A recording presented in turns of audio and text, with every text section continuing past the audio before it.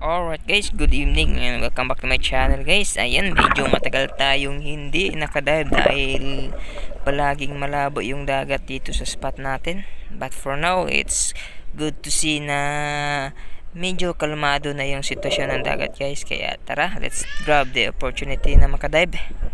And let's go! At ito na yung unang blessing natin for tonight's episode guys. Isang tandan, good size na guys. Yung paborito nating gataan guys.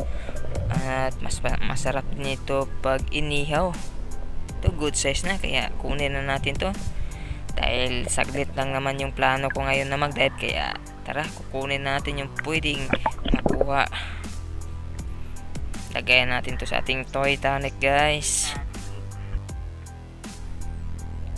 Dito may napansin ako. Ito, isang seashell, spider shell matic. Sarap na to pang sabaw guys. Pwede iihaw guys. At this time, isang ipos-ipos. Good size na rin to, kaya tuhugin na natin to. Pite. Ito tinamaan guys, kaso nakawala. Ayan, hindi lumusot yung flapper ko guys.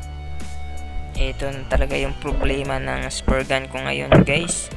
Masyadong malapit na yung tip sa flapper, kaya hindi masyadong lumulusot sa katawan ng isda at hindi nakakabuka yung flapper natin.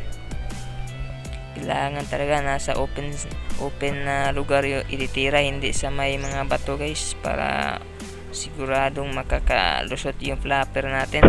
At dito isang triggerfish. Ito, bihira lang akong kumuha ng triggerfish at ito kinuha ko dahil medyo malaki lang naman yung butas guys. Kaya ayan, tinuhog ko na.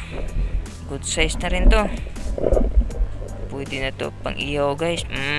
Isabay na natin sa ating tandan sa pag-ihaw matik. At dito isang tagmanok. Ayan, seashell. Dito pa sunahan, another tagmanok. Ayan, nangunguha na lang ako ng mga tagmanok guys. At dito na lang ako sa mababaw na part kasi kakabalik pa lang natin ng mag-dive, kaya try natin dito sa tabi muna. Sa next time, explore na tayo dun sa mas malalim. Ito isang malakpan na isda guys. Ito daw yung isdang malakas kumain ng ita guys. Ayan, tuhog. At dito another seashell, tagmanok. Ito sanan, isang kibol na seashell. Ayan, pwede na to pang sabaw guys. Ito pa, tagmanok. Matik yan. At ito na guys, umahaw na ako. Saglit lang tayo guys. Ayan, binasa lang yung asang natin. Ito, pwede na to pang ulam. Tandaan, yung may mga maliliit na isda at saka mga seashell. Ayan, spider shell, good size. Ang sarap nito. Aga, shush! Ayos na rin to guys. At ito yung dalawang isdang good size natin. Trigger.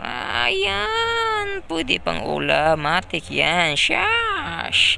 Alright, and that's all for this episode guys. Saglit lang. Thank you so much for watching and see you next episode. Alright.